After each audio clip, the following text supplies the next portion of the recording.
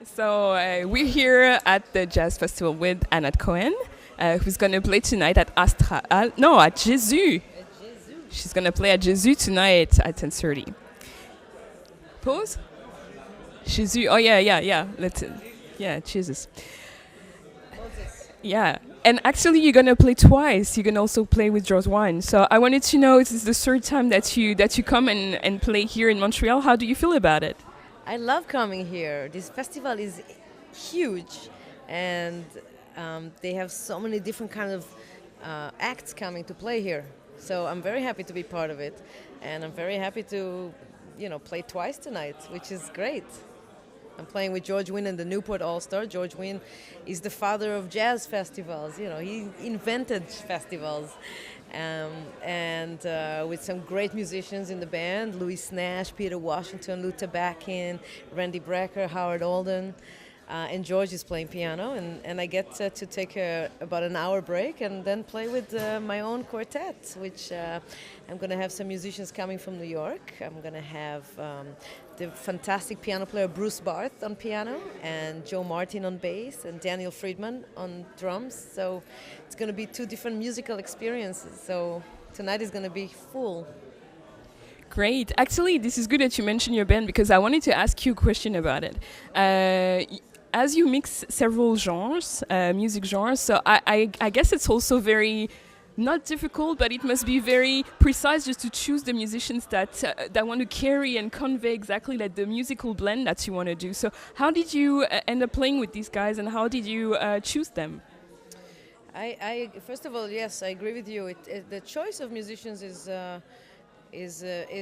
very it's in a way difficult, but not difficult, because I like to play a lot of different things, and I like musicians that are open-minded. So sometimes musicians don't have to know everything, or to necessarily study certain music from West Africa, from the north of Brazil, but they have good rhythmic sense, and they're open to just go with what they feel. So the musicians that I look for are musicians that, first of all, they want to have fun.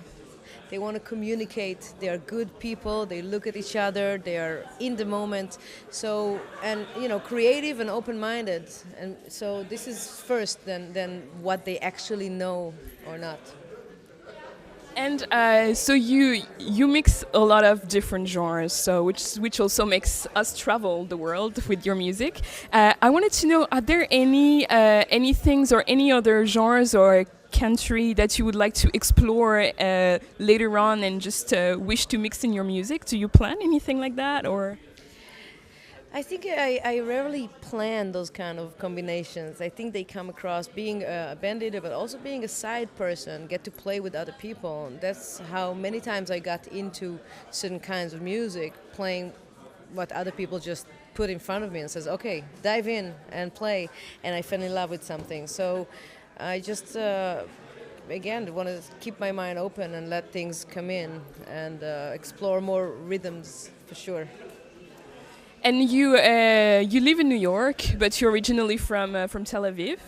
How did New York influence your way of playing or your music as an inspiration? Did it play a great role in your career? Yeah, a huge role, because really when you talk to cats around the world, cats, I mean musicians around the world. Many of them have this dream about playing jazz and coming to New York, but many of them come from all over the world. So people bring their influences, and they bring what they have, what they've learned, and they bring it into jazz. So like you go around and you talk to people, and people have different accents, and I cannot get rid, for example, I cannot get rid of my Israeli accent and your French accent. Well, I guess everybody speaks French here, most people, but you hear accent, and the same thing with music. You hear people play, and you hear their accent, and they add a certain flavor. And if they respect the tradition, they play more traditional music, or they bring what they have to bring from where they come from. So living in New York really has opened my mind to, and my experiences to, encountering a lot of combinations and odd combinations that someone might not like think, well, I just want to create music that is a combination of, you know, I don't know, some Brazilian music with,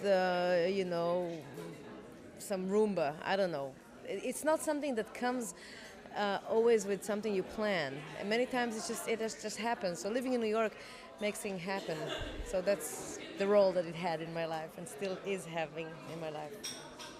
And so, what can we look forward to hearing tonight? I mean, what kind of program do you prepare without revealing everything, for sure? But still, what can we look forward to hearing tonight?